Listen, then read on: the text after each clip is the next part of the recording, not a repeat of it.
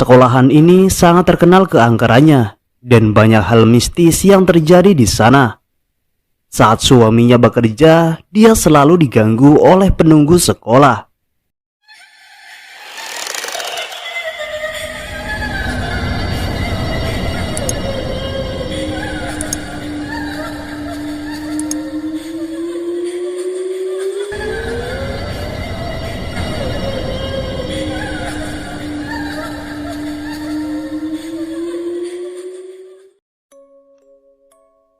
Assalamualaikum warahmatullahi wabarakatuh. Apa kabar semuanya?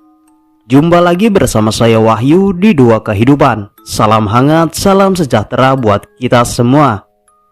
Terima kasih buat kalian semua yang sudah mampir ke channel ini. Semoga kalian semua dalam keadaan baik-baik saja, dimudahkan segala urusannya dan juga dilancarkan rizkinya. Pada kesempatan kali ini, saya akan membacakan cerita yang ditulis dari Nana Wibawanto saat suaminya bekerja di sekolahan. Tapi sebelum masuk ke ceritanya, jangan lupa subscribe dan juga aktifkan loncengnya agar kalian tidak ketinggalan updatean video terbaru dari kami. Dan juga jangan lupa like, komen, dan share ke teman-teman kalian agar teman-teman kalian juga mendengarkan cerita ini. Tanpa basa-basi lagi, kita langsung saja masuk ke ceritanya. Cerita ini dari pengalaman suamiku. Saya akan bercerita sebagai suamiku. Perkenalkan, namaku Benny. Aku berprofesi sebagai tukang las. Waktu itu, aku mendapat job untuk memasang pintu lipat di sebuah sekolahan Muhammadiyah yang lumayan besar di daerah Ambon. Sekolah ini sangat terkenal, bukan hanya karena bangunannya yang lumayan megah, tapi juga karena cerita mistisnya. Aku mengajak satu anak buahku, sebut saja namanya Leo. Ini nama samaran ya, untuk menginap di sekolah itu.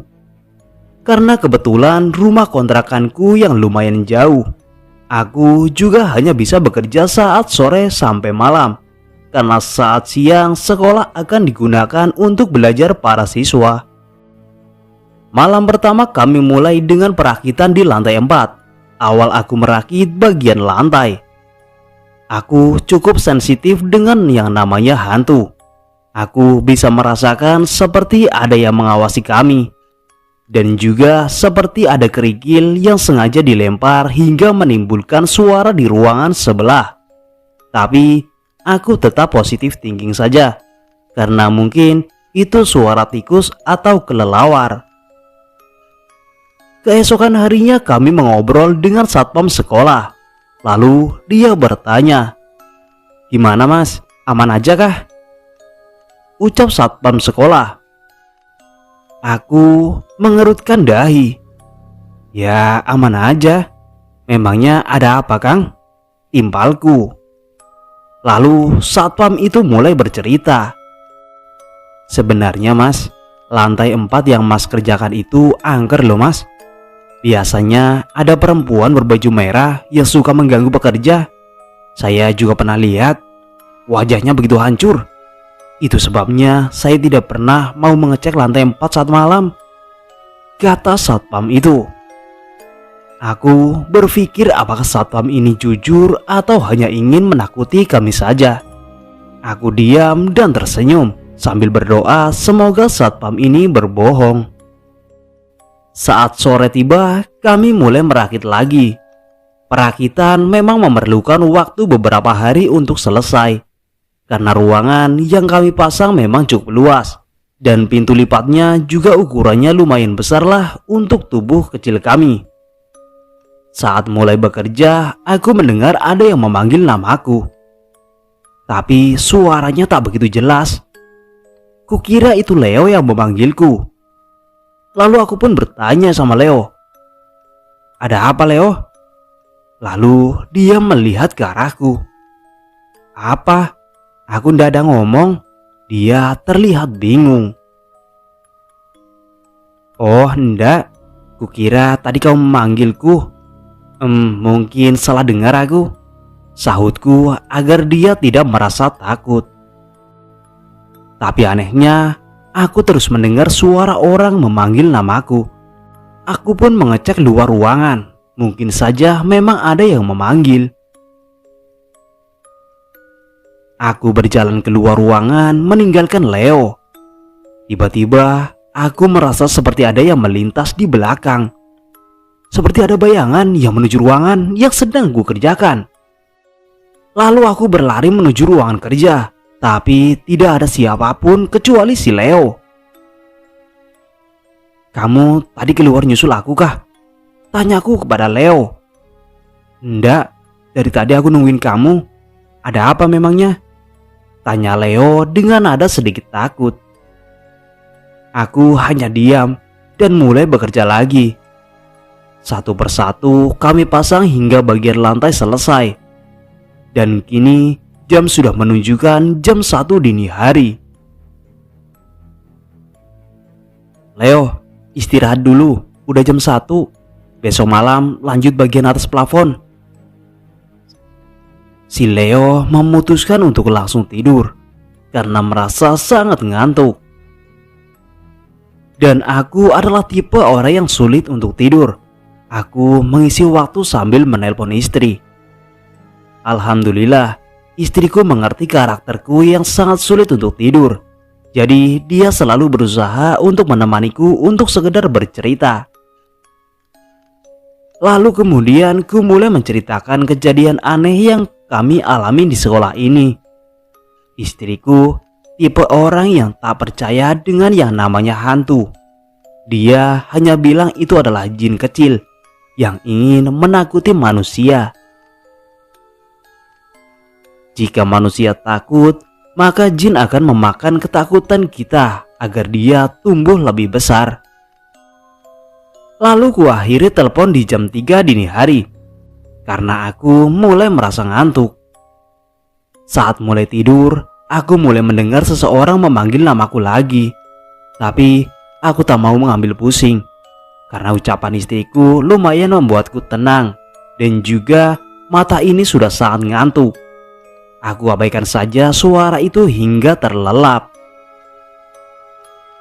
Singkat cerita, keesokan harinya anak-anak mulai berdatangan untuk belajar.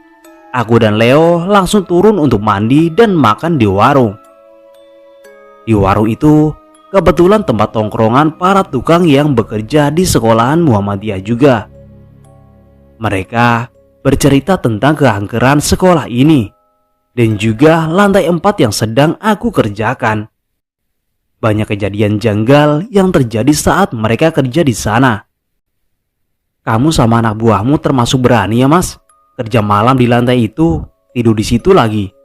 Kalau saya mungkin gak akan mau nerima job itu," celetuk salah satu tukang. "Ah Kang, namanya kerja, mau diapakan lagi? Rezekinya ada di situ," sahutku sambil meminum kopi. Sore pun tiba lagi.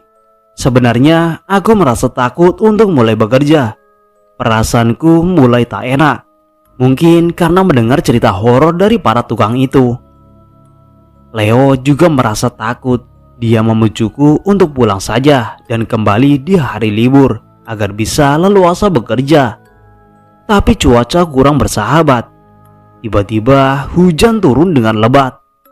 Tidak mungkin pulang ke kontrakan di cuaca seperti ini. Jadi kami putuskan untuk lanjut bekerja.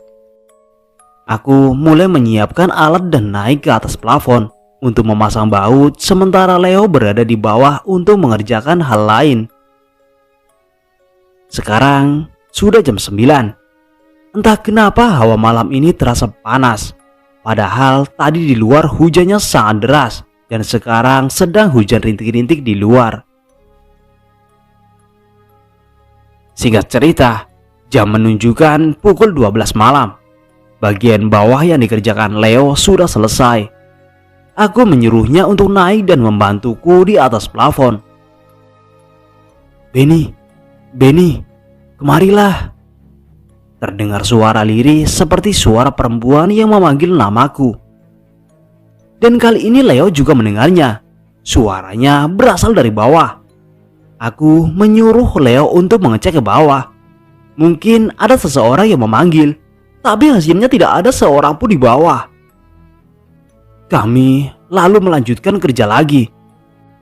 Dan tiba-tiba terdengar seperti suara tangga lipat yang kami taruh di bawah plafon jatuh.